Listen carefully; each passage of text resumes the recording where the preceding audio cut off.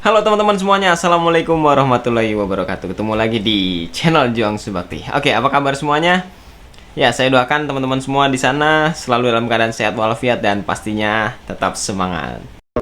Jadi di kesempatan kali ini ya, di video ini saya akan membahas mengenai salah satu coolant yang diproduksi dari Honda, yaitu ini. Jadi adalah cairan pendingin type 1 atau tipe 1 yang diproduksi oleh pabrikan Honda yang memang digunakan untuk mobil Honda. Jadi kita akan bahas sedikit mengenai produk ini sekaligus ya apa sih komposisi dari cairan pendingin ini, apakah sama dengan yang lainnya. Oke, baiklah teman-teman, sebelum kita lanjut jangan lupa untuk yang baru mampir untuk subscribe dulu di channel ini dan nyalakan juga tombol loncengnya. Oke, let's do it.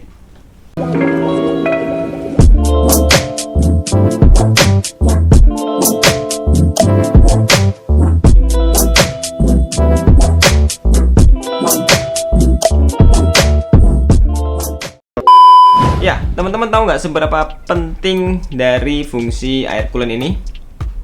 Ya, oke. Jadi fungsi air coolant ini adalah sebagai pendingin mesin, pastinya teman-teman sudah tahu ya. Tapi ternyata coolant ini tidak hanya berfungsi sebagai pendingin ya. Jadi ada fungsi-fungsi lain sesuai dengan zat yang terkandung di dalam cairan ini. Nah, teman-teman, sebenarnya Honda itu memproduksi dua jenis atau dua tipe cairan pendingin. Yang pertama ini tipe 1 dan ada lagi yang tipe kedua. Nah, memang bedanya sih nggak terlalu jauh ya. Di tipe kedua itu dia ada antifreeze-nya. Nah, sementara yang tipe 1 ini memang yang populer beredar di Indonesia, yang memang iklimnya kebetulan iklim tropis, jadi tidak perlu antifreeze ya, karena tidak akan membeku di Indonesia. Oke, langsung saja kita bahas satu persatu apa saja kandungan dari air coolant produksi Honda ini. Yang pertama yaitu air coolant ini mengandung ethylene glycol. Jadi ethylene glycol itu sebenarnya tidak hanya dicampurkan di air coolant produksi Honda. Ternyata memang ethylene glycol ini digunakan juga di beberapa coolant-coolant yang lain. Karena memang fungsi dari ethylene glycol yaitu berfungsi untuk menambah titik didih dari cairan pendingin ini. Ya, bedanya dengan air biasa. Kalau air biasa yang saya baca ya di beberapa sumber itu titik didihnya hanya mencapai 100 derajat Celcius. Jadi ketika sudah sampai 100 dia akan menguap. Nah, beda dengan yang sudah dicampurkan dengan ethylene glycol. Jadi titik didihnya bisa mencapai 120 lebih ya, 120 derajat lebih. Jadi kalau seandainya mesin kita bekerja dengan suhu yang panas, maka dengan bantuan cairan pendingin ini atau coolant ya pastinya penguapannya akan lebih sedikit. Maka biasanya air coolant atau mungkin mobil yang sudah menggunakan air coolant itu biasanya lebih awet airnya. Campuran yang kedua ya setelah ethylene glycol tadi itu ada anti karatnya. Oke, jadi ya memang itulah fungsi air coolant ya. Jadi mencegah adanya terjadi karat pada sektor pendinginan mesin, yaitu bisa di radiatornya atau di blok mesinnya. Dengan adanya anti karat, pastinya kondisi jeroan mesin ya, dalaman mesin itu pasti akan lebih terjaga ya, dan pasti umurnya itu lebih panjang lagi. Itu yang kedua. Ya, setelah anti karat, zat lain yang dicampurkan pada coolant produksi Honda ini yaitu ada yang namanya anti kerak. Oke, anti kerak ya teman-teman. Nah, memang inilah yang menjadi alasan ya kenapa kita pakai coolant itu lebih baik dibanding air biasa. Karena tahu sendiri teman-teman, air biasa itu masih banyak kandungan mineralnya, yang mana kandungan mineral itu bisa menyebabkan kerak ya. Kerak yang mengendap lama-kelamaan itu akan menyumbat, dan kalau sudah tersumbat, air radiator tidak akan berjalan atau bersirkulasi dengan lancar. Kalau sudah seperti itu, mampet dan akhirnya overheat. Dan kalau kita telat mengantisipasi itu, biayanya bisa jutaan teman-teman. Nah, oleh karena itu ya dengan menggunakan air coolant yang sudah dilengkapi dengan anti keraknya, otomatis jalur-jalur air itu yang dilewati air coolant itu tidak akan ada timbul kerak, dan pastinya jalur air itu akan tetap lancar, air tetap bersirkulasi dengan lancar, dan pastinya umur mesin pun akan lebih lama. Oke, ini adalah campuran yang terakhir yang ada pada coolant produksi Honda, yaitu ada anti foam, anti busa atau anti buih ya. Ya, saya juga kurang begitu memahami artinya anti buih itu. Ya mungkin kalau menurut saya sih ya karena memang di dalam radiator mesin yaitu berputar ya. Air itu kalau berputar, bersirkulasi, kalau teman-teman lihat deh misalnya di saluran air gitu ya, kadang-kadang air biasa itu suka menimbulkan buih.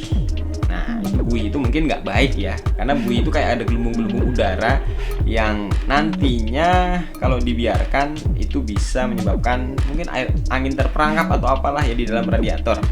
Nah, oleh karena itu di coolant ini sudah dilengkapi dengan yang namanya anti foam. Jadi mobil yang pakai coolant ini, meskipun sirkulasinya namanya mesin ya berputar, itu kan kencang ya.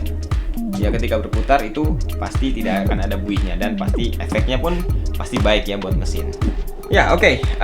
Hal lain yang tertulis ya di botol coolant ini ya supaya teman-teman tahu, yaitu ini adalah all season premix coolant tipe 1, yang mana ini tidak boleh dicampur lagi dengan air, jangan dicampur air lagi ya. Jadi cukup langsung dituangkan tanpa harus dicampur air.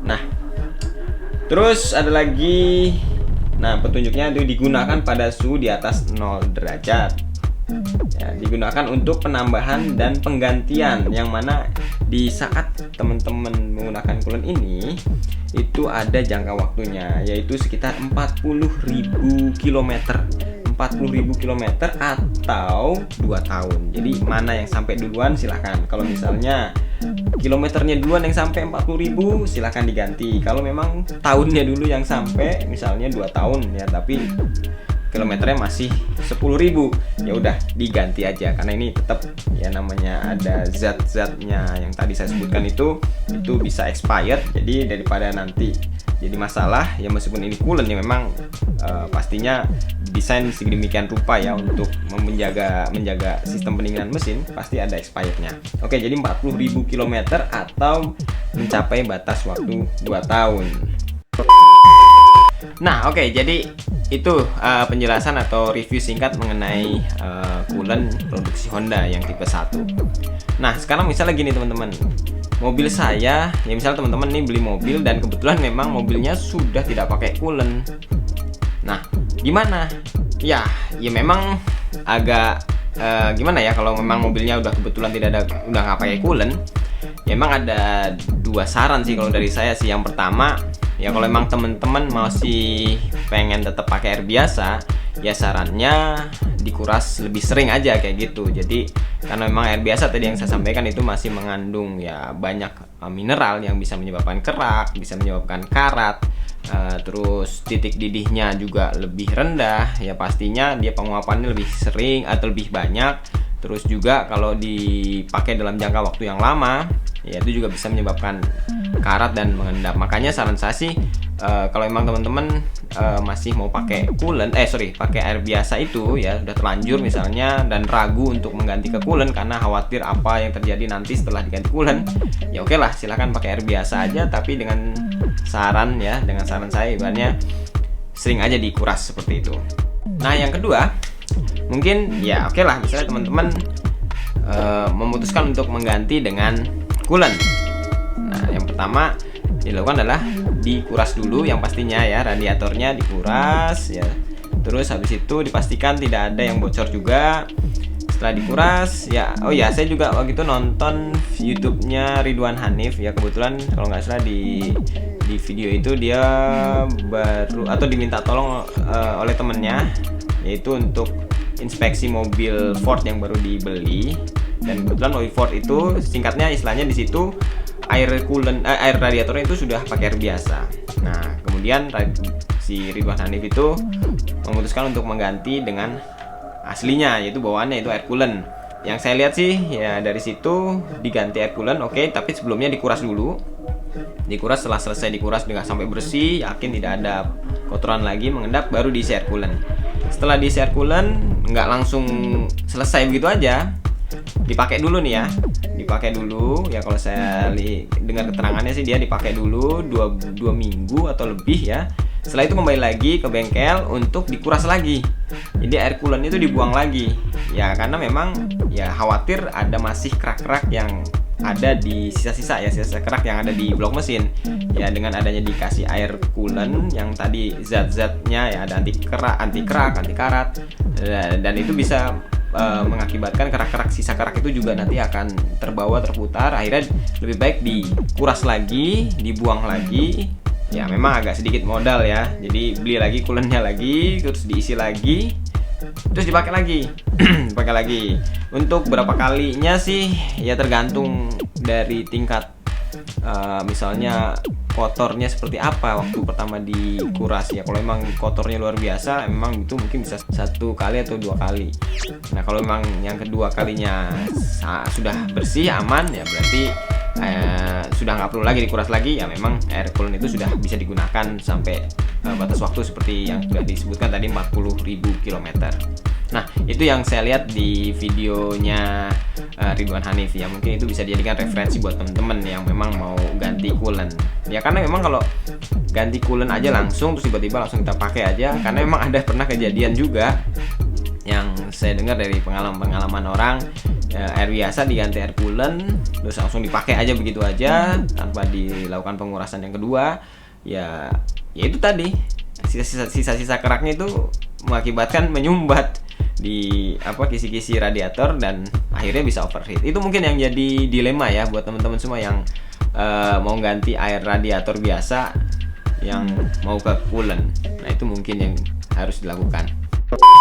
Ya oke, teman-teman, kurang lebih seperti itu penjelasan singkatnya mengenai coolant produksi Honda. Jadi kesimpulannya sih menurut saya memang coolant itu penting juga ya buat mobil ya, untuk kendaraan kita kalau memang mau lebih awet ya. Tapi ini semua keputusan kembali lagi ke teman-teman semua sebagai pengguna mobil ya. Kalau memang sudah terlanjur pakai air biasa ya mungkin nggak masalah juga sih, karena memang fungsinya sama untuk mendinginkan. Tapi memang tadi air biasa tidak ada zat-zat yang ada pada air coolant. Baiklah teman-teman semuanya, mudah-mudahan informasi tadi bisa bermanfaat ya untuk teman-teman semuanya pengguna mobil-mobil apapun mobilnya ya. Oke, jangan lupa untuk subscribe di channel ini jika kalian belum, dan nyalakan juga tombol loncengnya. Follow juga Instagram saya @juangsubakti. Oke, thanks for watching and see you in the next video. Wassalamualaikum warahmatullahi wabarakatuh.